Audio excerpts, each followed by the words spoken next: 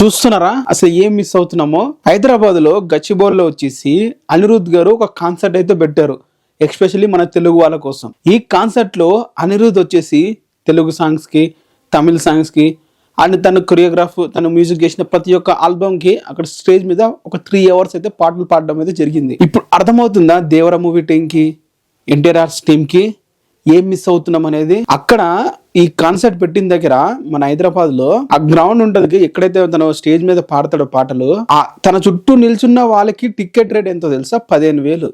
మొత్తం దాదాపు అక్కడ ఒక 20,000 మంది దాకా ఉంటారు. 15,000 టికెట్ పెట్టుకుని కొనుక్కొని వెళ్ళి మరి కాన్సర్ట్ తన సాంగ్స్ అయితే విన్నారు. అలాగే దాని పక్కన ఉన్న 2,000, 3,000 టికెట్లు కూడా ఉన్నాయి. సో ఇన్ని డబ్బులు పెట్టుకుని అనిరుద్ గారి కాన్సర్ట్ అయితే చూశారు నిన్న. అంటే ఇప్పుడు మన ప్రీ రిలీజ్ ఈవెంట్ కి ఫ్యాన్స్ ఎందుకు ఎగపడి వెళ్తారు అర్థమైందా? ఇలాంటి వాటికి మనం సపరేట్ వెళ్ళాలంటే డబ్బులు కట్టాలి. బట్ ప్రీ రిలీజ్ కి వెళ్ళాలంటే అక్కడ మన హీరోని చూడొచ్చు, అండ్ అక్కడ వాళ్ళ యొక్క స్పీచ్లు చూడొచ్చు, అండ్ అంతేకాదు మ్యూజిక్ డైరెక్టర్ యొక్క లైవ్ పర్ఫార్మెన్స్ కూడా చూడొచ్చు. మ్యూజిక్ అయితే డబ్బులు పెట్టి చూడాలి ఇలాంటి. సో దేవర మూవీకి ప్రీ రిలీజ్ ఈవెంట్ క్యాన్సిల్ అవ్వడంతో ఎలాంటి మిస్ అయ్యారో ఇప్పటికైనా అర్థం చేసుకోండి. దేవర 2 తీస్తే దానికి సంబంధించిన ప్రీ రిలీజ్ ఈవెంట్ సపరేట్ గా ఒక కాన్సెప్ట్ ఈ రోజు ఎలా పెట్టారో అలా సపరేట్ ఒక కాన్సెప్ట్ పెట్టేసి దేవర 2 సాంగ్స్, అలాగే దేవర 1 సాంగ్స్ ఫుల్ గా పాడి స్టేజ్ మీద అని చెప్పేది కోరుకుంటున్నా. ఎన్టీఆర్ అలాగే దేవర మూవీ టీం వారు ఇప్పటికైనా కన్సిడర్ లో తీసుకోండి. ఎట్లా డెఫినెట్ గా పాటించండి. ఆ క్రేజ్ చూసారా? మన దేవర సాంగ్, ఆయుధ పూజ సాంగ్ కి, అలాగే అక్కడ సాంగ్ పాడుతుంటే స్టేడియం మొత్తం మూగిపోతుంది. ఆ రేంజ్ రెస్పాన్స్ ఉంది. ఇప్పుడు ఆ సాంగ్, ఆ రెస్పాన్స్ చూసిన తర్వాత అప్పుడు అనిపించింది, అరే ఏం మిస్ అయ్యామరా, ఇది